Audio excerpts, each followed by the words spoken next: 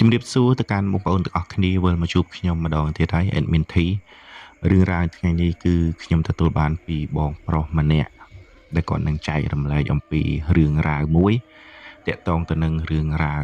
អបិយជំនឿផងជាការលងបន្លាចផងហើយរឿងរ៉ាវអបិយជំនឿនោះគឺតាក់ទងទៅនឹងកណាត់គ្រប់មុខសពហើយតាក់ទងនឹងរឿងខ្មោចលងនោះគឺវិញ្ញាណនៃម្ចាស់កណាត់គ្រប់មុខនឹងឯងជាអ្នកលងបន្លាចបងប្រុសចឹងបងប្អូនប្រកាសជាចង់ដឹងថាតើបងប្រុសជួបរឿងរ៉ាវអបិយជំនឿនិងការលងបន្លាចខ្លាំងរន្ធត់ទៅជាយ៉ាងណាទៅស្ដាប់រឿងរ៉ាវលម្អិតជាមួយនឹងខ្ញុំទាំងអស់គ្នាមុននឹងចូលដល់រឿងរ៉ាវមួយនេះខ្ញុំសូមធ្វើការមិនបញ្ចេញទីតាំងក៏ដូចជាឈ្មោះបងប្រុសនោះទេដោយសារតែគាត់សុំលាក់ហើយរឿងមួយនេះគឺទាក់ទងទៅនឹងវិញ្ញាណម្ដាយពុកម៉ាក់របស់គាត់ផងដែរពេលអញ្ចឹងទៅខ្ញុំមិនអាចបញ្ចេញបាននោះទេបងប្អូនព្រោះខ្លាចប៉ះពាល់នៅរឿងរ៉ាវមួយចំនួនក៏ដូចជាមិត្តភាពរវាងបងប្រុសនិងមិត្តភ័ក្តិរបស់គាត់នឹងឯងអញ្ចឹងនៅក្នុងសាច់រឿងមួយនេះខ្ញុំសូមមិនលម្អិតខ្លាំងពេកនោះទេខ្ញុំនឹងធ្វើការចោះខ្លះនឹងនិយាយត្រួសអំពីរឿងរ៉ាវនេះតែប៉ុណ្ណោះព្រោះលម្អិតពេកទៅវាធ្វើឲ្យសាច់រឿងទាំងអស់ដឹងគ្រប់សពបែបយ៉ាងអញ្ចឹងខ្ញុំសូមដាក់ឈ្មោះបងប្រុសនៅក្នុងតួអង្គនៃរឿងមួយនេះខ្ញុំហៅគាត់ថាខេនទៅចោះហៅថាបងខេនដែលរឿងរ៉ាវមួយនេះកើតឡើងកាលពីឆ្នាំ2009ដែលបងខេនគាត់ជាអ្នកខេត្តមួយហើយគាត់មកធ្វើការនៅទីក្រុងភ្នំពេញពេលហ្នឹងធ្វើការដូចជានៅម្ដុំខំខូស៊ីធីគេហៅថាបឹងបាយ៉ាបនឹងឯងហើយគាត់ក៏ជួលផ្ទះនៅម្ដុំនឹងដែរអញ្ចឹងបងខេនគាត់ថាមកដល់រាជធានីភ្នំពេញគឺគាត់អត់ចេះអីនោះទេភាគច្រើនគឺគាត់ចេះតែធ្វើការសំណង់ឲ្យគេតែប៉ុណ្ណោះអញ្ចឹងគាត់ក៏ធ្វើការសំណង់ទៅដំបូងដៃឡើយគឺធ្វើការសំណង់នៅម្ដុំសំរងដែតនេះទេធ្វើកិច្ចការងារនៅនឹងហើយក៏មិនទាន់ចេះអីច្រើនដែរបងប្អូនប៉ុន្តែចេះត្រឹមតែលាយកបោរៀបឥដ្ឋអីតិចតួចដល់ធ្វើនៅការដ្ឋាននឹងបានមកកម្រងទៅ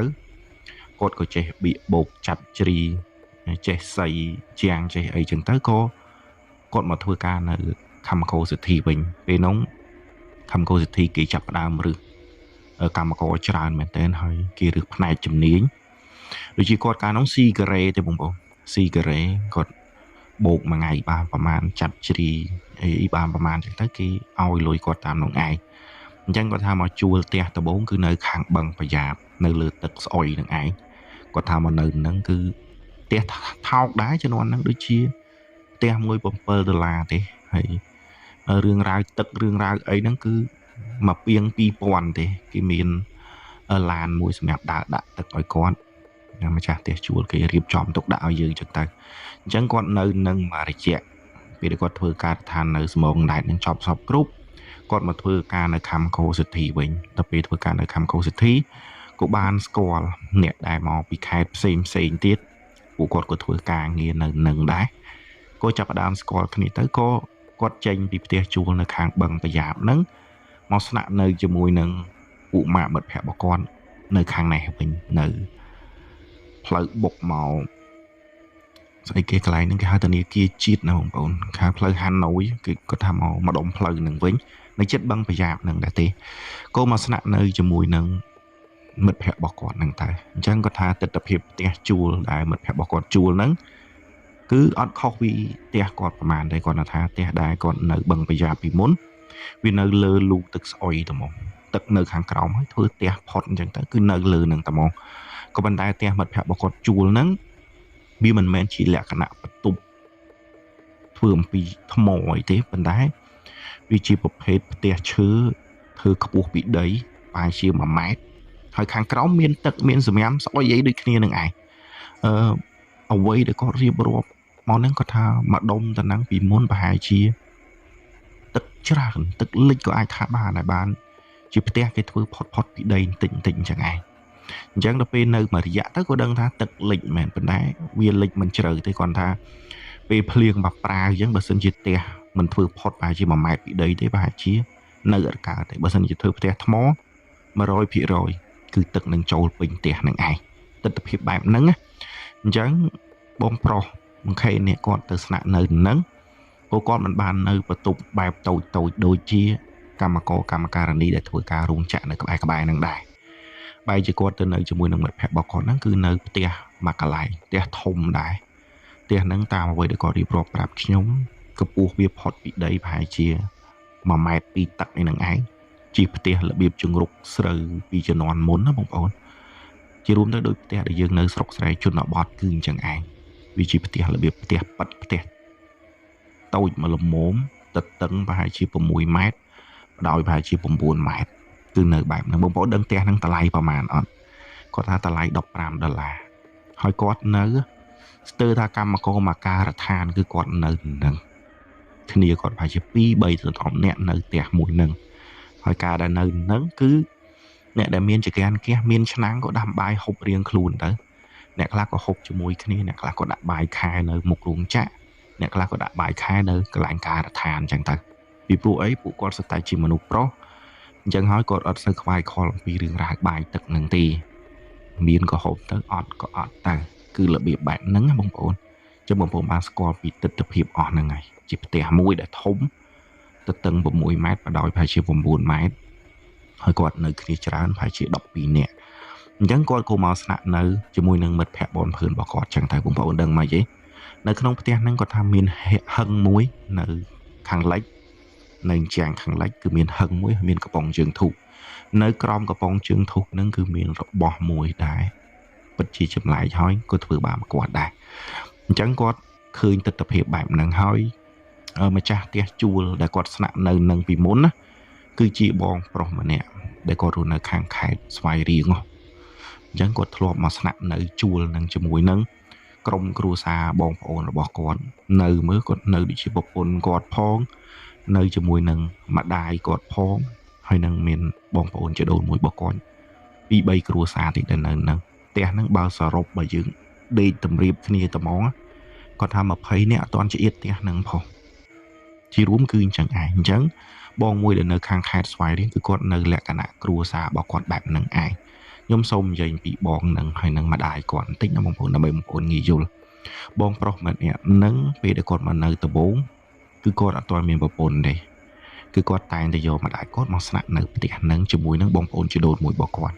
ដែលត្រូវជាអ៊ំត្រូវជាមីងរបស់ពួកគាត់ទាំងអស់គ្នានឹងឯងអញ្ចឹងមកនៅហ្នឹងគឺដើម្បីអីដោយសារតែម្ដាយរបស់គាត់រៀងចំណាស់ហើយគាត់នៅស្រុកក៏ពិបាកដែរដោយសារតែលោកឪពុករបស់គាត់បានចែកឋានបាត់ហើយអញ្ចឹងឲ្យគាត់នៅហ្នឹងគាត់តែដាំបាយដាំទឹកធ្វើសម្លអីសម្រាប់គាត់នៅក្នុងការដែលគាត់ទៅធ្វើកិច្ចការងារទៅមកពីការងារវិញគឺបានម្ដាយជាអ្នកដាំបាយដាំស្លទុកឲ្យពួកគាត់អញ្ចឹងទៅវាស្រួលមួយយ៉ាងដែរអញ្ចឹងគឺគាត់នៅនឹងឯងហើយអ៊ំស្រីម្នាក់ហ្នឹងគាត់រៀងចំណាស់សក់គាត់ខ្លីត្រឹមកកសក់ពណ៌សហើយគាត់មានស្គមស្ដើងទឹកមុខគាត់សភាពរាបសារហើយមិនក៏ខេនស្គាល់មុខស្គាល់មាត់បែបហ្នឹងដោយសារតែម្ចាស់ផ្ទះជួលក៏ដូចជាអ្នកនៅពីមុនហ្នឹងគឺស្គាល់អ៊ំស្រីទាំងអស់ហើយពេលដែលគាត់នៅនឹងមួយរយៈទៅអ៊ំស្រីនឹងនៅយូរដែរក៏គាត់ចែកឋានបាត់ទៅហើយពេលចែកឋានបងប្រុសនៅខាងស្វាយរៀងហ្នឹងក៏គាត់សម្រេចរើចេញពីផ្ទះជួលដ៏ធំហ្នឹងទៅនៅផ្ទះថ្មស៊ីម៉ងវិញ តែនៅក្នុងម្លុកដីនឹងដដែលម្ចាស់ផ្ទះតែមួយដដែលទេគឺស្ថានភាពបែបហ្នឹងបងប្អូនបែរជាឆ្ងល់ចុងតែមានទីនិយាយវល់ចូលដល់អ្នកនេះដល់អ្នកនោះវល់រកតែស្ដាប់សាច់រឿងយកជាសាច់ការបាទទៀតទៅសាច់រឿងគឺវាប្រតិកលាអញ្ចឹងណាបងប្អូនវាប្រតិត្រង់ហ្នឹងហេតុអីក៏ចេញតួអង្គច្រើនម្ល៉េះគឺចេញមានអ៊ំស្រីផងបងប្រុសនៅខាងស្វាយរៀងបងហើយមិត្តភក្តិរបស់គាត់ធ្វើការនៅខាងកោសិទ្ធិជាមួយគាត់ផងគឺរឿងវាប្រតិទៅអញ្ចឹងឯងអញ្ចឹងបងប្រុសបានដឹងគ្រប់សពបែបយ៉ាងហើយបងប្អូនក៏បានយល់នៅត្រង់ចំណុចមួយនឹងដែរអញ្ចឹងបងប្រុសក៏ចាប់ផ្ដើមមកនៅផ្ទះនឹងតែម្ដងបងឃើញថាមកនៅដំបូងចូលមកដូចជាគ្មានរឿងរ៉ាវឬក៏បញ្ហាអីទេឃើញនៅក្នុងផ្ទះហ្នឹងគឺមានហឹកមួយនៅទិសខាងលិចនៅជាប់ជាងហ្នឹងឃើញមានកំប៉ុងជើងធូបអីចឹងទៅហើយគាត់ក៏បានអុជធូបបន់ស្រន់សែនព្រីនេះដែរដោយសារតែសិតតែជាមនុស្សប្រុសហើយក៏មិនដែលចាប់ផ្លឹកឬក៏ជឿទៅលើរឿងរ៉ាវអបិយជំនឿអីដល់ថ្នាក់ហ្នឹងថាមកត្រូវសែនព្រានអីដើម្បីសុំសុខសុំចម្រើនកុំឲ្យអ្នកដែលនៅនឹងគេប្រកាន់ទូអុកដំណើរខឹងស្មានឹងយើងដែរអញ្ចឹងគាត់ក៏នៅនឹងមួយរយៈតើបងឃើញថាពេលដែលគាត់នៅនឹងមួយរយៈគាត់ធ្វើការចុះធ្វើការឡើងស្រាប់តែមានថ្ងៃមួយគាត់ថាគាត់ជួបរឿងគ្រោះថ្នាក់នៅកន្លែងការងាររបស់គាត់ហើយគ្រោះថ្នាក់ហ្នឹងវា ធ្ងន់ធ្ងរដែរគាត់អត់អាចធ្វើការបានប្រហែលជាមួយសប្តាហ៍បានគាត់អាចចូលទៅធ្វើការងារវិញបានមេរបស់គាត់ក៏អនុញ្ញាតឲ្យគាត់ឈប់សម្រាប់បន្ទុកមួយសប្តាហ៍នឹងដែរដោយសារតែគាត់មានបញ្ហាដល់ពេលអញ្ចឹងគាត់អាចទៅធ្វើការបានទេដោយមិត្តភ័ក្តិរបស់គាត់ព្រលឹមឡើងគឺចេញទៅធ្វើការហើយល្ងាចម៉ោង 5បានត្រឡប់មកវិញអញ្ចឹងបងខេនគឺត្រូវស្នាក់នៅផ្ទះនឹងម្នាក់ឯងឃ្លានបាយឃ្លានទឹកចេញពីបន្ទប់ជួលទៅរកមីទៅរកបាយពីមុខរោងចក្ររកអីហ្នឹងគឺហូបតាមតាណាអញ្ចឹងទៅជីវភាពបែបហ្នឹងឯងគាត់ថាពេលដែលគាត់នៅជាមួយនឹងពួកម៉ាក់មិត្តភ័ក្តិរបស់គាត់ហើយស្នាក់នៅយប់ប្រលប់គឺគាត់អត់ដែលជួបរឿងរ៉ាវអីទេនៅមួយរយៈធំទៅហើយក៏ប៉ុន្តែពេលដែលគាត់នៅម្នាក់ឯងពេលដែលគាត់កំពុងតែធ្លាក់ខ្លួនឈឺអត់ដឹងថារាសីគាត់ដាក់យ៉ាងម៉េចទេបានគាត់ជួបរឿងរ៉ាវបាត់ទៅវាហេតុឈឺមានគ្រោះថ្នាក់ការងារអញ្ចឹងណាដល់ពេលមកនៅស្នាក់នៅផ្ទះជួលពេលថ្ងៃម្នាក់ឯងបានតែជាជួបរឿងរ៉ាវមិនល្អគាត់ថាអញ្ចឹងពេលដែលគាត់គេងថ្ងៃនៅក្នុងផ្ទះជួលនឹងម្នាក់ឯងបងប្អូនដឹងថាពេលយើងគេងម្នាក់ឯងពេលយើងបិទទ្វារបិទប្រួចហើយបើកកង្ហារអីម្នាក់ឯងអញ្ចឹងទៅយើងមិនហ៊ានបើកទេពីព្រោះគេលោយើងគេងលក់ទៅមាននរណាមិនល្អចូលមកបន្ទប់យើងលួចទូរស័ព្ទលួចអីយើងទៅវាមិនជារឿងរ៉ាវមួយដែរជាការធ្វើប្រហែលរបស់យើងមែនអត់អញ្ចឹងគាត់នៅបែបហ្នឹងគាត់ថាម៉ោងប្រហែលជា10ជាងក៏ឃ្លានបាយងើបឡើងក៏ទៅទិញបាយនៅមុខរោងចក្រហូបសពគ្រប់បែបយ៉ាងទៅហូបចុះហូបឡើងហើយយើងក៏មិនដឹងធ្វើអីមួយទឹកមកសទុះក៏សង្ងំដេកទៅវិញទៅម៉ោងប្រហែលជា12គាត់ចាប់ផ្ដើមយល់សពហ្នឹងគឺរបៀបឃើញអ៊ំស្រីម្នាក់មិនមែនឃើញព្រាលទេតាមបងខេនប្រាប់ខ្ញុំគាត់ថាធីឲ្យបងឃើញច្បាស់ដូចថ្ងៃអញ្ចឹងទៅមកឃើញជារូបរាងអ៊ំម្នាក់គាត់ស្គមហើយគាត់កាត់សក់កលង្កត្រឹមនេះសក់គាត់រាងសអ្នកខ្លះគេហៅសក់ការ៉េអ្នកខ្លះគេហៅសក់ស្ពៃក្តោបគឺប្រភេទបែបហ្នឹងឯងគាត់យល់សពឃើញអ៊ំហ្នឹងមកឈរនៅជិតគាត់ដែលយើងកំពុងតែគេងសុកយើងគេងផ្ងាទៅលើចុះតែយើងកលេចទៅឃើញគាត់ឈរជិតយើងដែលទឹកមុខរបស់គាត់គឺមិនកាចឬក៏ខឹងស្មានឹងយើងទេគឺគាត់ឈរមើលយើងបែបធម្មតាហើយយើងឃើញទស្សនវិជ្ជាគ្រប់យ៉ាងដែលគាត់ឈរស្លឹកមើលយើងពេលអញ្ចឹងមកខេនក៏កលេចមើលទៅក៏សួរថាអ៊ំឯណាគេបានចូលមកបន្ទប់ជួលខ្ញុំអញ្ចឹងអ៊ំហ្នឹងស្លឹកគាត់ហើយញឹមដាក់គាត់ពេលដែលញឹមដាក់មកខេនរួចគាត់ក៏ដើរចេញមកវិញហ្នឹងគឺសំដៅទៅលើហឹងអាកន្លែងហឹកដែលដាក់នៅទិសខាងលិចជាងខាងលិចនឹងឯងគាត់ដើរទៅនឹងទៅក៏បង្ខេនថាបាត់អ៊ំស្រីនឹងបាត់ឈឹងតែម្ដងទៅពេលដែលនៅក្នុងយល់សពនឹងបង្ខេនថាបាត់អ៊ំស្រីម្នាក់នឹងហើយគាត់ក៏ភ្ញាក់ដឹងខ្លួនគាត់ថាធីឲ្យពេលដែលបងភ្ញាក់ដឹងខ្លួនបងចាប់ផ្ដើមមានអារម្មណ៍បងមានអារម្មណ៍ថានៅក្នុងបន្ទប់មួយហ្នឹងវាត្រជាក់ខ្លាំងមែនតើវាចាប់ផ្ដើមចុះត្រជាក់ខ្លាំងទាំងពេលហ្នឹងគឺម៉ោង12ជាងវាក្តៅខ្លាំងបំផុតហើយប៉ុន្តែហេតុអីក៏វាបែរទៅជាត្រជាក់ស្រឹបមានអារម្មណ៍ថាព្រឺសបល់មានអារម្មណ៍ថាដូចជាមានស្អីកំពុងតែនៅក្នុងបន្ទប់យើងហ្នឹងឯងនៅក្នុងផ្ទះដែលយើងកំពុងតែជួលហ្នឹងឯងវាជាស្អីឲ្យពិតប្រាកដហើយមួយទៀតបងកែនប្រាប់ថាតាំងពីនៅផ្ទះមួយហ្នឹងគឺគាត់អត់ដែលខ្លាចស្អីនោះទេ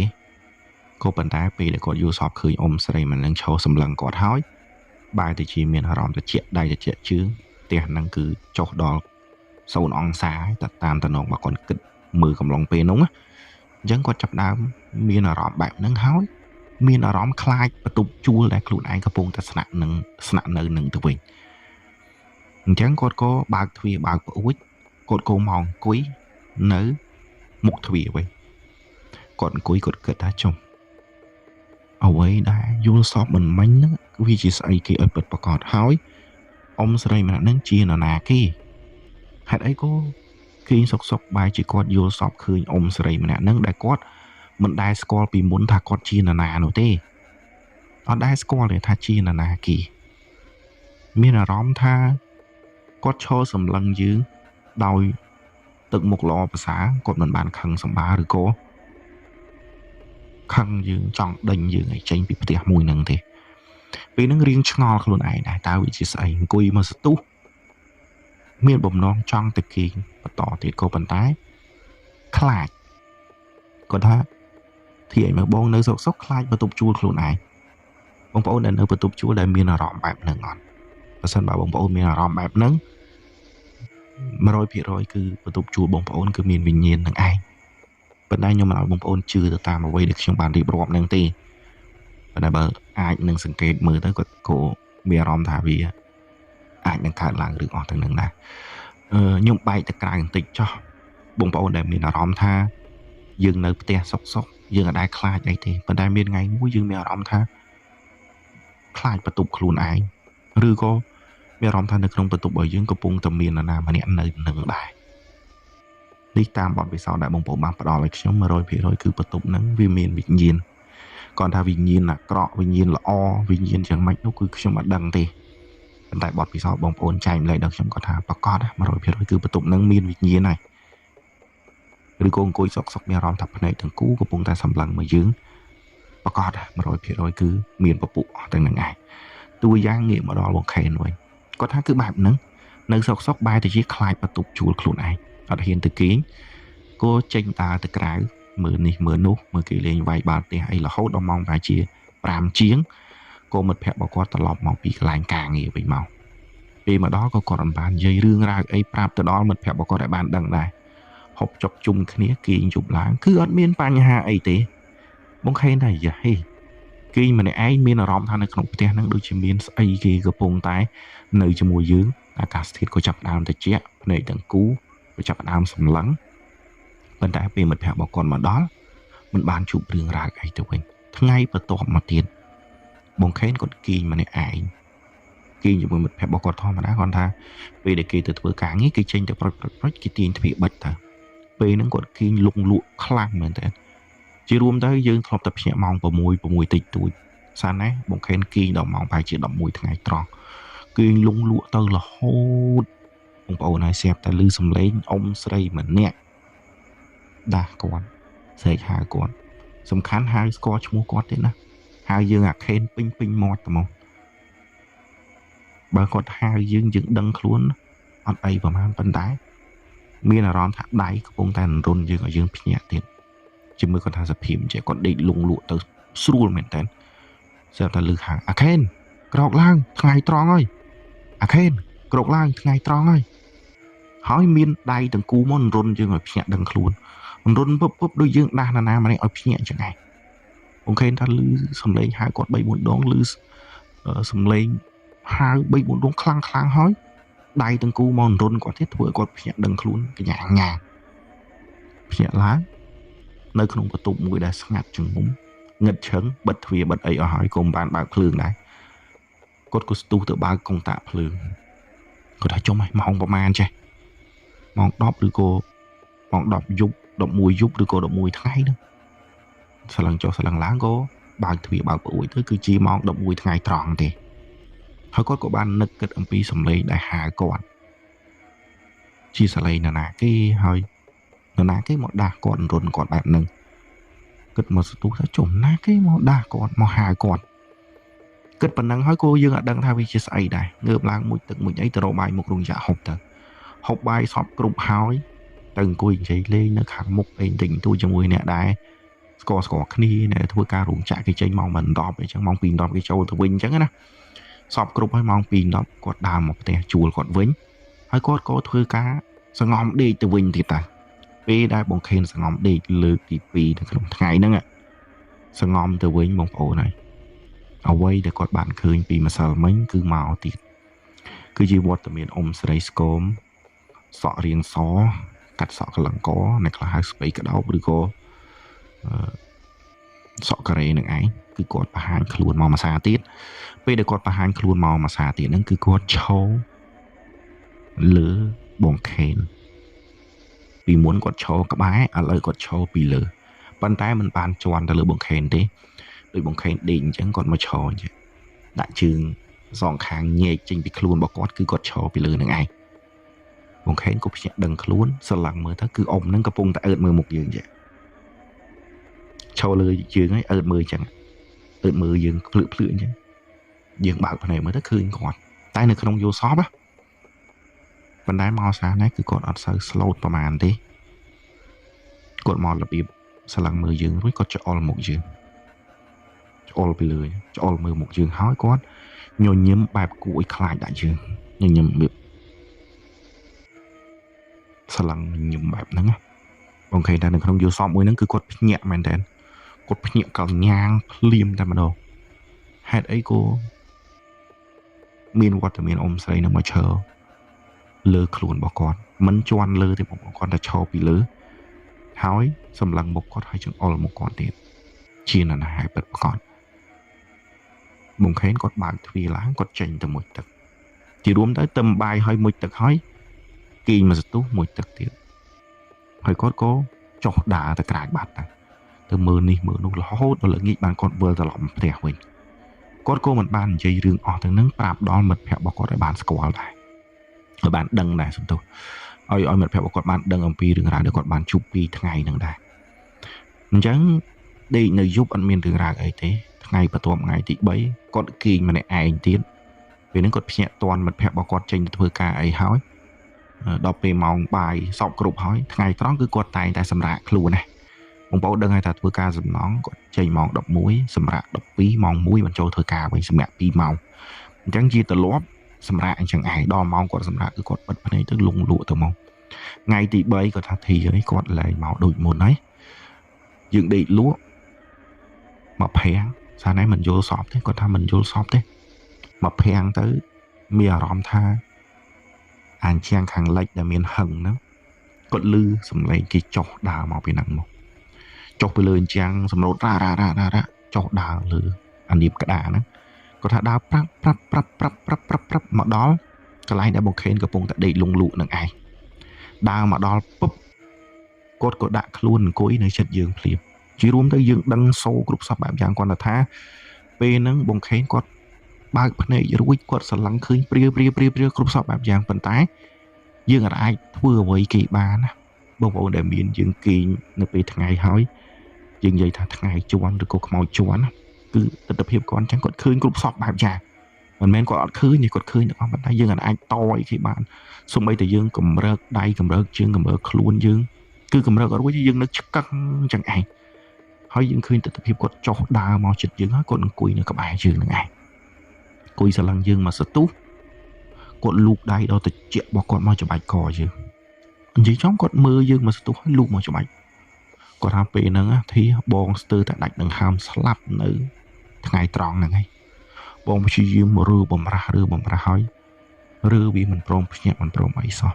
ចាស់សពគាត់ថាបើសិនជាថ្ងៃជន់ឬក៏ខ្មោចជន់ធ្វើម៉េចឲ្យតែបារះមេជើងបន្តិច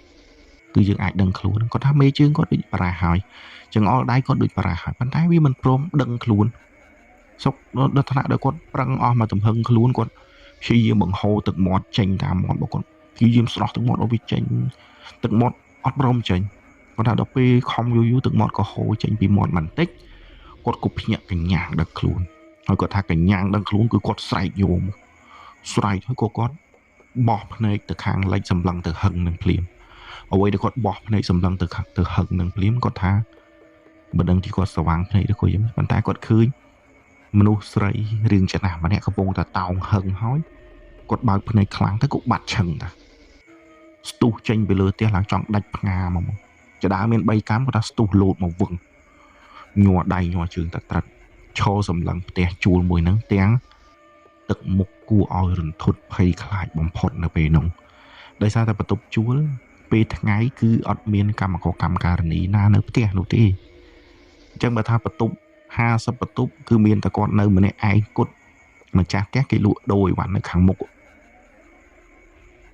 គាត់ក៏ដើរទៅម្ចាស់ផ្ទះជួលកន្លែងគេលក់អីវ៉ាន់ហ្នឹងទៅដល់ម្ចាស់ផ្ទះជួលក៏សួរទៅអាខេនមិនហីកិច្ចការងារអីមិនហើយលបួសមិនដែរធូរស្បើយនៅគាត់ថាធូរអីប្រហែលជា 3-4 ថ្ងៃទៅធ្វើការវិញហើយមករកអីមែនរកបរិយរកអីមែនគាត់ថាបរិយមានអីប៉ុន្តែអត់ហ៊ានឡើងទៅយកអត់ហ៊ានឡើងទៅយកអីក៏សួរថៃឲ្យខ្លាចស្អីផ្ទះជួលហើយតាឲ្យខ្លាចស្អីគាត់ថាខ្ញុំអត់ខ្លាចអីប៉ុន្តែខ្ញុំខ្ជិលឡើងទៅយកខ្ជិលដើរទៅខ្ជិលដើរមកហើយគាត់អង្គុយនិយាយជាមួយនឹងម្ចាស់ផ្ទះជួលមកសន្ទុះថាដែលគាត់បានដឹងថាផ្ទះមួយហ្នឹងគឺជាអតីតផ្ទះម្ចាស់ផ្ទះជួលដែលគាត់នៅពីមុនទេមិនមែនជាផ្ទះស្អីនោះទេគាត់ថាគាត់នៅនឹងតើពីមុននៅលិចទឹកដដាបទៅនោះនឹងឯងបន្ទាប់ម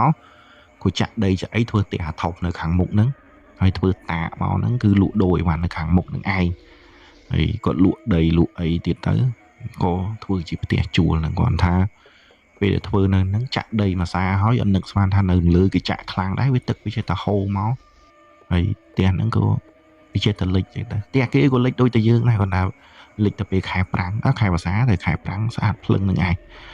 chẳng cốt của bạn đăng làm vì tiền nâng ta cứ chỉ tiền mà trả tiền chùa bị một tiền hỏi cốt cô và lôi bị xu liền ta có xu thắng thì nhung đi nơi tiền nâng nhưng mà đăng mày đá nhưng mà đăng thay trình riêng tiếc đi cô ấy thì bên đây nhung khởi ông thầy mà nè cắt sọ cả lăng có sọ bài bay cái đó bài sọ cái rễ trên non muốn sọ xó hay scom còn xử lý bẹ bài mà đủ thon mà đá nhung bay buồn ngày nó nhung vô sọp khơi còn là hồi mình nấng sẽ ta có mong coi chuyện nhóm cho bài co nhóm ta mong ta nhưng mà đăng thay chỉ ấy đi cô nhóm vô sọp là vừa lùi đi cô giận mày đi mà cha tiếc chú nó sẽ lăng một có rút bị chẹt tha riêng scom mà sao phải ai việc liệt bài dày dây đi cô giận mày có thà nâng ấy ý thì lộc khơi có đài mới đi cô giận mày ý có tham mẹ nè mẹ chỉ ấy đấy và hai chí mai à mũi nơi xoài riêng này còn vậy tập bắn nắng á bông nắng miên mua này bên đây nhom xong mình hai con thả bông ca cho y nó có thắng tích mai ca nơi xoài riêng tới vậy bạn nâng ai hơi có cô su thà ca đã bị miên bọc bôn ca thay thong và tụ viên nơi cay nông mét đi có thà ai score với đây mét nhóm score tao sự tên nè bác sĩ chỉ mũi kia trắng á thà ba gì mai vi ơi trắng thế này cô su thắng mai ca mày bà mà cá bên nơi mưa cả mấy cô món nơi không có tụng nâng từ mình ý cô thà ai chọn đăng ấy từ xu về tới mai về mệnh chẳng này xu về tới đằng này đứng cô che ta hay mình bàn từ xu bông pro mình để cho một cà nàng tì hơi có sự net score khi bác sĩ mũi khi rộp an khi đài đó ngay và to mà tiết bông khen ta sao này mình bạch đi lụi thế thì ngày tròn còn ta bông bật này flip liu miên nó rom tha kỹ đào màu vào rồi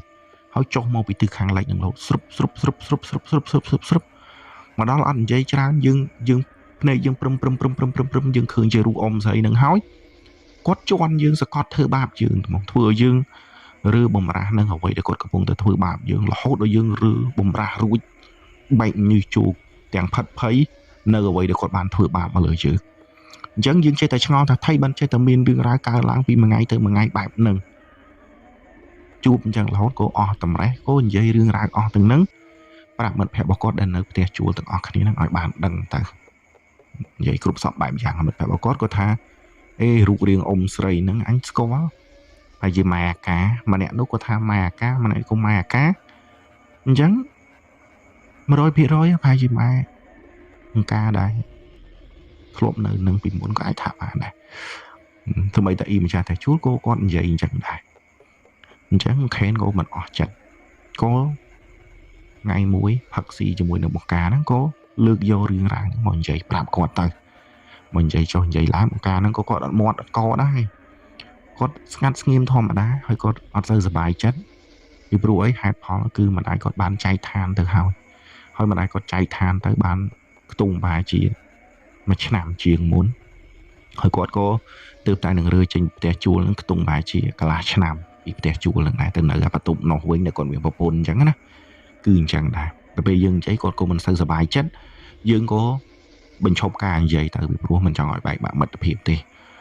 chẳng bắt to mà tiện dương chạy tập bác sĩ cho môi nâng khi dương chạy tay lùi và lôi biển nâng là hồn chẳng bắt tay dương ở đại bàn tập tụ bàn riêng ấy bật còn pi mà chạc luôn để mùng ca nâng thì chẳng một khen còn nâng có chụp đường lại bạn nâng mà dạng tới có thứ ca bàn với có mình đai chụp đường ra ấy bình thì có bắt to mà tiết miền ngày muối có đa pê nâng cứ kỳ khi pin đọng nè có vấn đề phụ kế từ mưa concert khi từ mưa concert phụ nâng từ mưa concert nói bác sĩ là khác miền sau xa miền ấy chẳng từ nơi cho mùi kỳ chúng ta đại vơ tao lọt mà với miền tai bằng khen hơi nâng mật phép bọc còn mà nè tiệt tại phần nó cứ mà sẵn nơi tập nâng tập pi nè thế nơi dục nâng có thà nơi dục nâng cứ nơi gật bàn nâng thật là mấy nơi khi tráng có đoạn thừa ấy dừng thế bên tại bên nơi khi tích có គាត់លេងយើងមិនដឹងថាគាត់លងយើងឬក៏គាត់លេងយើងគាត់ដេញយើងយ៉ាងម៉េចឬក៏យើងមិនបានសែនព្រេនអីដល់គាត់យ៉ាងម៉េចទេប៉ុន្តែគាត់ថាដល់ពេលគាត់នៅម្នាក់ឯងមកបដ ாய் នៅ2នាក់ហ្នឹងគឺមកបដ ாய் គាត់ថាគេងសុកមិត្តភក្តិរបស់គាត់ម្នាក់ទៀតហ្នឹងមានអារម្មណ៍ថាអត់ស្រួលនិយាយគាត់ខ្សឹបប្រាប់តាខេនអញមានអារម្មណ៍ថាផ្ទះហ្នឹងដូចមានខ្មោចអញលឺសម្រាប់ជើងដើរស្រុបកលឹងអញ 3-4 ដងគេហ្នឹងគ្មានស្អីទៅស្ងំដេកទៅស្ងំដេកអញ្ចឹងម៉ោងខ្ទង់ប្រហែលជា3យប់ស្រាប់តែបងខេហ្នឹងគាត់លឺសម្រាប់ជើងដើរមែនដើរចេញពីហឹងហ្នឹងថាស្រុបដើរមកចិត្តគាត់ហើយដេញគាត់ក៏ដោយដេញគាត់ហើយចេញពីផ្ទះអញ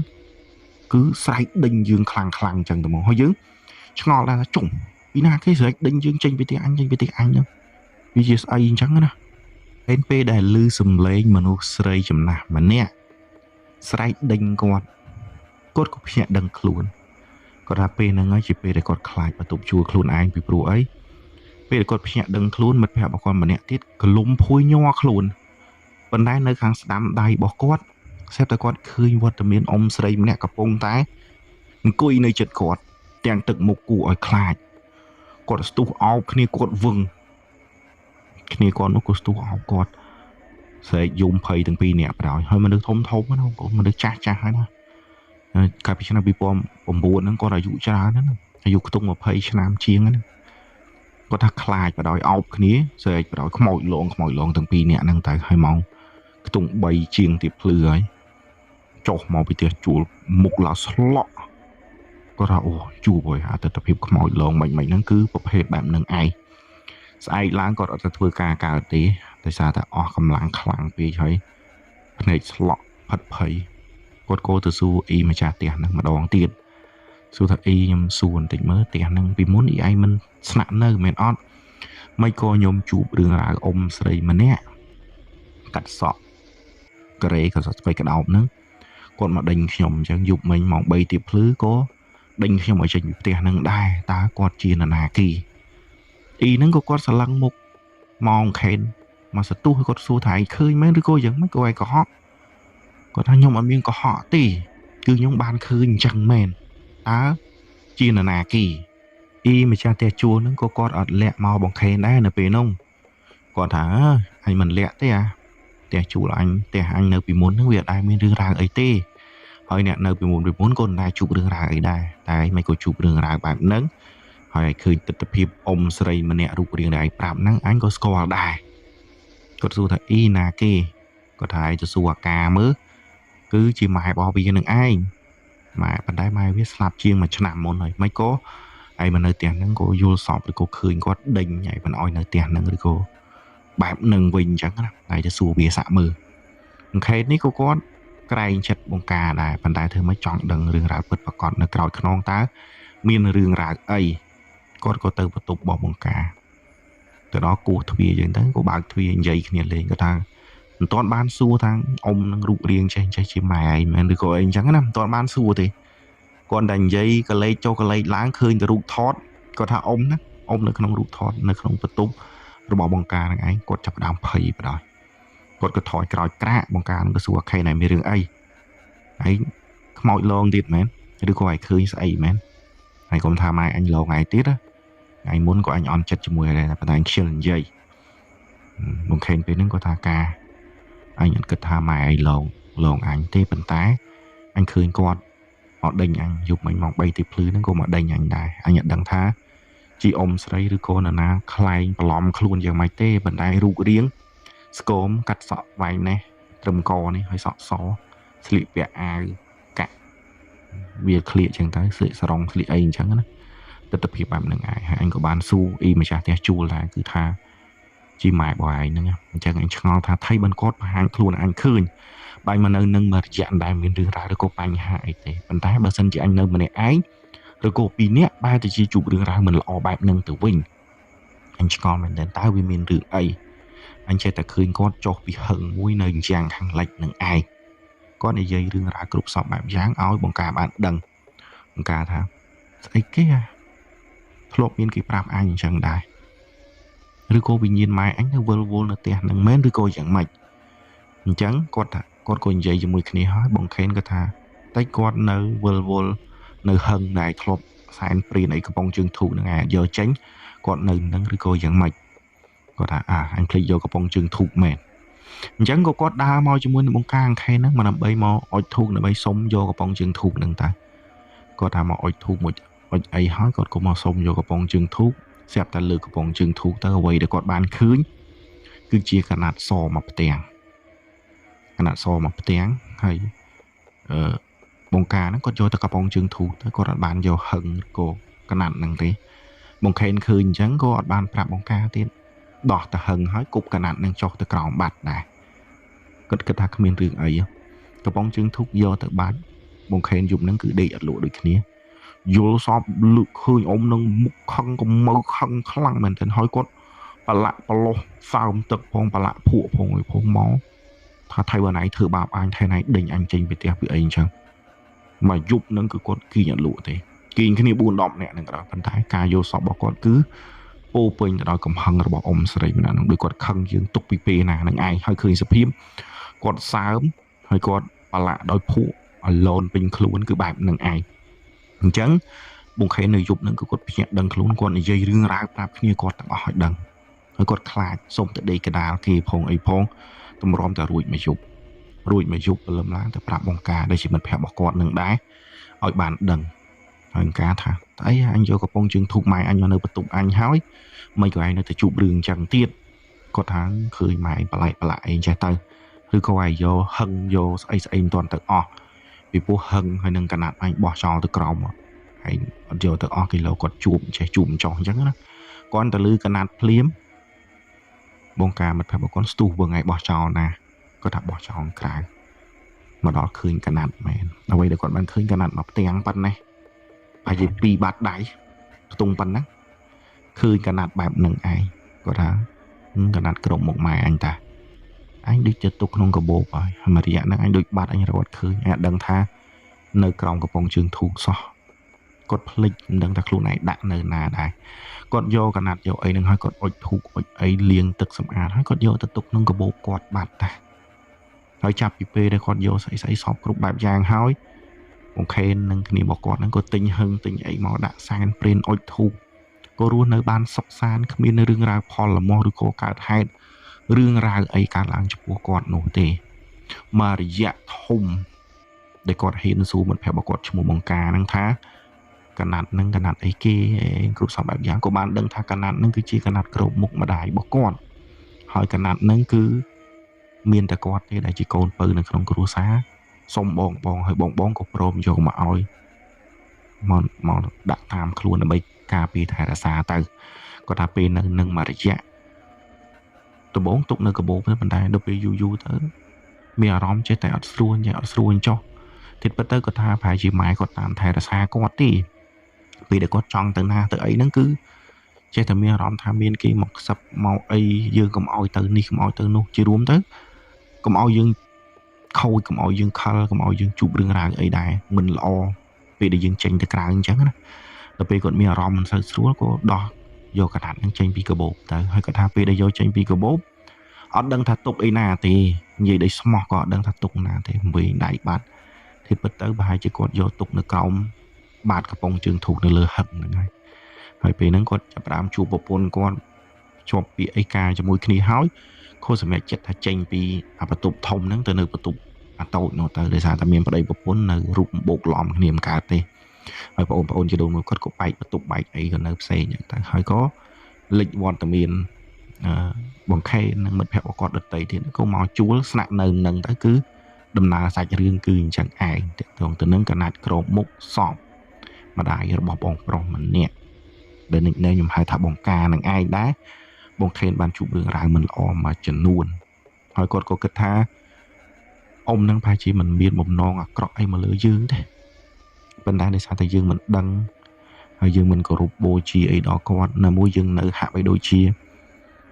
មិនប្រតិបត្តិអុជធូបអីគោរពគាត់អញ្ចឹងណាគាត់តែចង់ពមៀនឲ្យយើងបានដឹងក៏អាចថាបានហើយ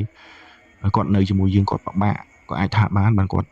ចេះតែធ្វើឲ្យយើងឃើញឲ្យយើងខ្លាចអញ្ចឹងទៅដើម្បីយកគាត់ទៅនៅជាមួយកូនគាត់វិញអញ្ចឹងណាគឺប្រហែលជាអញ្ចឹងទេគាត់បានជួបនឹងឯង អញ្ចឹងរឿងរបស់បងខេនសូមបញ្ចប់តែនឹងហើយខ្ញុំអរគុណបងខេនដែលបានផ្ដល់សាច់រឿងដល់ខ្ញុំហើយចំពោះរឿងមួយនេះខ្ញុំអត់ដឹងយ៉ាងម៉េចដែរបងប្អូនចំពោះអ្វីដែលខ្ញុំបាននិយាយទៅមិនដឹងថាបងប្អូនស្ដាប់យល់ឬក៏លំអិតក្បោះក្បាយយ៉ាងម៉េចនោះទេប៉ុន្តែខ្ញុំក៏ចង់ដឹងយោបល់បងប្អូនដែលបានស្ដាប់រឿងនេះដល់ចប់ដែរតាក់ទងទៅនឹងរឿងកណាត់ក្របមុខនេះជំនឿរបស់ខ្មែរយើងខ្ញុំដឹងអំពីអ្នកដែលខ្ញុំស្គាល់និងបទពិសោធន៍ដែលបងប្អូនបានផ្ដល់ដែរពីច្រើនកណាត់ក្របមុខគឺកូនយកមកដើម្បីសំណុកសុខសប្បាយរស់ស៊ីមានបានតិចទៅជុំអញ្ចឹងមែនអត់បងប្អូនហើយកណាត់អស់ទៅនឹងពីច្រើនគឺពួកគាត់ដាក់តាមកាបូបដៃមែនអត់អញ្ចឹងប្រហែលជាដួងវិញ្ញាណអ៊ំនឹងនៅជាប់នឹងកណាត់ហ្នឹងឬក៏យ៉ាងម៉េចខ្ញុំអត់ច្បាស់ត្រង់ហ្នឹងព្រោះខ្ញុំធ្លាប់ឮអំពីកណាត់ក្របមុខហើយខ្ញុំធ្លាប់ដឹងថាមានបងប្អូនមួយចំនួនក៏យកកណាត់ហ្នឹងមកទុកដាក់នៅតាមខ្លួនហើយពេលខ្លះក៏យកកណាត់ហ្នឹងយកមកដាក់ជាយ័ន្តជាអីទៅចាទុកអីចឹងទៅខ្ញុំមិនច្បាស់ទេដោយសារតែខ្ញុំមិនដែលមានកណាត់អស់ទាំងហ្នឹងដែរបើសិនជាបងប្អូនដែលមានបទពិសោធន៍ទាក់ទងទៅនឹងកណាត់ក្របមុខហ្នឹងក៏ជួយបញ្ចេញមតិយោបល់ដែរពីព្រោះខ្ញុំអត់សូវច្បាស់អំពីរឿងអស់ទាំងហ្នឹងប៉ុន្តែរឿងដែលខ្ញុំនិយាយនេះគឺទទួលបានពីបងប្រុសគាត់ចែកម្លែកដល់ខ្ញុំប៉ុណ្្នឹងឯងហើយមួយទៀតខ្ញុំចង់សួរដែរថាតើកណាត់ក្របមុខវាមានដួងវិញ្ញាណដោយអ្វីដែលបងខេនចែកម្លែកដល់ខ្ញុំឬក៏យ៉ាងម៉េចឬក៏ដួងវិញ្ញាណដែលបងខេនបានឃើញហ្នឹងជាដួងវិញ្ញាណអ៊ំស្រីដែលជាម្ចាស់កណាត់ក្របមុខហ្នឹងឬក៏ជាដួងវិញ្ញាណអីផ្សេងឬក៏យ៉ាងម៉េចខ្ញុំអត់ច្បាស់ត្រង់ហ្នឹងព្រោះខ្ញុំគិតថាវិញ្ញាណដែលស្លាប់ហើយនៅជាមួយកូនចៅបីបាច់ថែរក្សាកូនចៅពីចឹងគាត់មិនដែលលងបន្លាចអ្នកដតីទេមែនអត់ប៉ុន្តែនេះបែរទៅជាលងបន្លាចអ្នកដតីឬក៏ដោយសារតែកណាត់នឹងវានៅផ្ទះផ្សេងកូនគាត់នៅផ្ទះផ្សឹងឬក៏យ៉ាងម៉េចសំណួររបស់ខ្ញុំរៀងច្បោកច្បល់ប៉ុន្តែខ្ញុំឆ្ងល់ត្រង់ហ្នឹងដែរខ្ញុំអត់សូវច្បាស់ត្រង់ហ្នឹងសូម្បីតែខ្ញុំលើកយករឿងនេះមកនិយាយក៏ខ្ញុំមានចម្ងល់ខ្លួនឯងដែរថាវាជាស្អីឯពិតប្រកបវាឬក៏វាជាព្រាយជារុក្ខអរិយអ្នកតាឬក៏យ៉ាងម៉េចជាជំនាញបន្ទប់ឬក៏យ៉ាងម៉េចអញ្ចឹងណាខ្ញុំឆ្ងល់ដែរប៉ុន្តែពេលដែលយកកណាត់ហ្នឹងទៅបាត់ទៅគាត់អត់ជួបរឿងអីអញ្ចឹងបានជាចម្ងល់ថាចុះវិញ្ញាណខ្មោចអ៊ំហ្នឹងនៅតាមកណាត់ហ្នឹងឬក៏យ៉ាងម៉េចហើយវាជាស្អីខ្ញុំច្បោកច្បល់មែនតើប៉ុន្តែបើតាមអ្វីដែលគាត់ប្រាប់រាយរាប់មកខ្ញុំគាត់ផ្ដោតខ្លាំងគឺកណាត់ក្របមុខហ្នឹងឯងអញ្ចឹងវាអាចជាវិញ្ញាណដែលនៅក្នុងកណាត់ក្របមុខហ្នឹងក៏អាចថាបានឬក៏វាជាស្អីផ្សេងក៏តាមតាណាទៅបងប្អូនជួយផ្ដោះមតិជួយផ្ដោះយោបល់ដល់ខ្ញុំផងពេលខ្លះខ្ញុំនិយាយក៏ខ្ញុំអត់យល់អំពីអ្វីដែលគាត់ចង់រៀបរាប់ប្រាប់ខ្ញុំដែរពីព្រោះម្ចាស់សាច់រឿងក៏គាត់មិនច្បាស់អំពីរឿងហ្នឹងដែរប៉ុន្តែគាត់ជួបដូចអ្វីដែលខ្ញុំរៀបរាប់ពីខាងលើហ្នឹងឯងអញ្ចឹងរៀងវល់តិចនៅចុងកតុយវីដេអូតែខ្ញុំចង់ដឹងអំពីមតិយោបល់បងប្អូនចែកម្លែកដល់ខ្ញុំដែរពីខ្ញុំមិនមែនធីខ្ញុំមានតែប៉ុណ្្នឹងទេដែលខ្ញុំនិយាយសាច់រឿងនេះដល់បងប្អូនបានស្ដាប់ហើយក៏មានសំណួរបងប្អូនជួយឆ្លើយនៅក្នុងវីដេអូនេះផងដែរខ្ញុំសូមអរគុណនិងសូមជម្រាបលាជួបគ្នានៅវីដេអូក្រោយៗទៀតបាទអរគុណច្រើនសុខសប្បាយទាំងអស់គ្នាបងប្អូន